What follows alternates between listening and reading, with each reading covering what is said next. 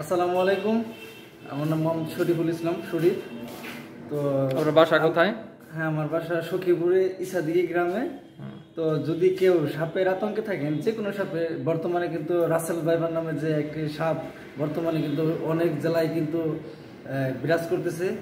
আর আতঙ্কিত না হয়ে সাপের মূলত সাপ দেখে আতঙ্কিত হবেন, ঠিক আছে, কিন্তু ওইরকমভাবে কোনো গুজবে কান না দিয়ে ওইরকমভাবে আতঙ্কিত না হয়ে আমার সাথে যোগাযোগ করবেন। আমার মোবাইল নাম্বারটি হচ্ছে 01309190243।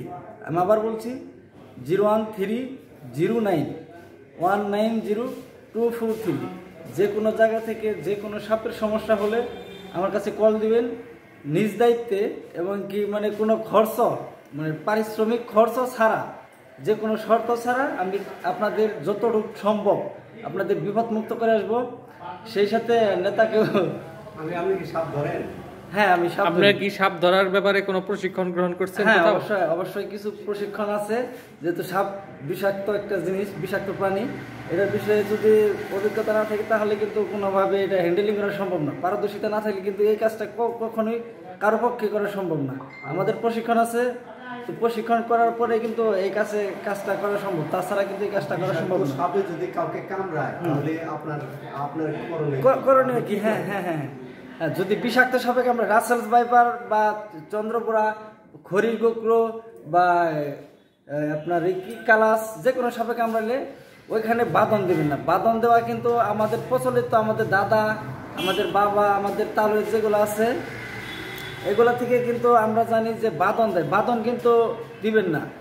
তো বাঁধন না দিয়ে ওখানে শুধু হালকা একটা মানে ব্যান্ডেজ, হালকা ব্যান্ডেজ, হালকা বাঁধন দিয়ে, হালকা মানে ব্যান্ডেজ, রক্তটা যেন বের না হয় এইরকমভাবে। আর যদি রক্ত মুছ দেওয়া সম্ভব হয় মুছ দিয়ে, নড়াচড়া যত কম করা যায় এইভাবে কম করে আপনারা সরাসরি সরকারি হসপিটালে চলে যাবেন।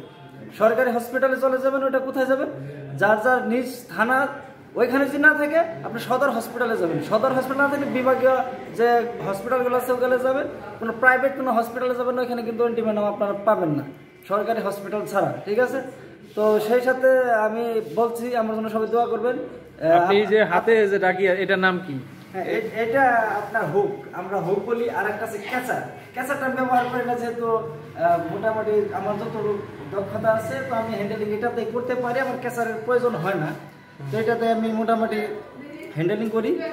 তো আচ্ছা, যে অনেকেই সাপে কাটার পরে যে আমাদের এদিকে একটা প্রচলন আছে যে ওজার কাছে নিয়ে যায়। হ্যাঁ, এটা কিন্তু পুরোটা ভ্রান্তি। যে ওজার কাছে যাবে সে কিন্তু প্রাণ হারাবে। যদি আল্লাহর পরে যদি কেউ মানুষকে সুস্থ করে ফেলে, আল্লাহর পরে কথা বলছি কিন্তু আমি, আল্লাহর পরে যদি কেউ মানুষকে সুস্থ করতে পারে সেটা হলো ডাক্তার, ঠিক আছে? যদি কেউ এরকম সমস্যা থাকে তো সরাসরি ডাক্তারের কাছে যাবেন। ওজার কাছে, কোনো তান্ত্রিকের কাছে কিন্তু যাবেন না। এটা কিন্তু আপনাদের সবাই কাছে বিনীতভাবে অনুরোধ রইল। ধন্যবাদ সবাইকে, ধন্যবাদ। বিষধর সাপে কামড়ালে আপনি কোনো ওষুধপত্র দেন কিনা? না না না, আমি কোনো ওষুধপত্র দেই না। সরাসরি সরকারি হাসপাতালে চলে যাবেন। যা দেওয়ার ওনারা দিবে।